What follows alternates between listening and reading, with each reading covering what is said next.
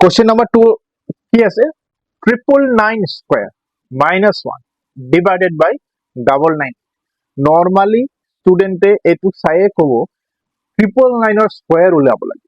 এইখিনিতে গোটেই ম্যাথটো ড্যামেজ কৰি দিয়ে normally studente স্কিপও কৰে চাব ইয়াতে আমি সলভ কেনেকৈ কৰিম ইয়াতে আমি কিছু এলজেব্ৰিক আইডেন্টিটিৰ সহায় লম কেনেকৈ চাব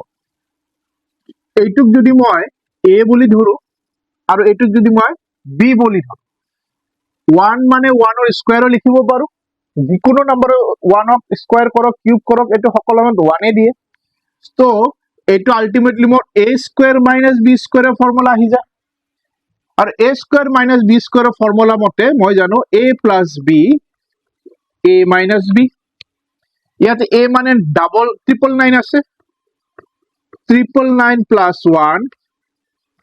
999 মাইনাস 1 এইটো কিমান আহি আছে 1000 আৰু এটো আহি আছে 998 আৰু তলত এটা কি আছে 998 ক্যান্সেল কৰি দিয়ক কিমান আহিলে 1000 that means option number C এই গোটেই ম্যাথটো এই আইডেন্টিটিৰ সহায় লওতে না আমাৰ ইয়াতে ডিভিশনৰ কোনো ঝঞ্ঝট আহিলে না আমি এই ইমান ডাঙৰ এটা নম্বৰ স্কয়াৰ উলাব লাগিলে গোটেইখিনি আমি কি এটা আইডেন্টিটি দি কিমান ইজিলি সলভ কৰি ললো সো ম্যাথ অকল সলভ কৰিলে নহব ম্যাথ অকল সলিউশন কৰিবলৈ জানিলে নহব ইয়াক কোনটো পাৰ্সপেক্টিভত কি টেকনিক লব লাগে এয়াও আমাৰ শিকিবলগীয়া আছে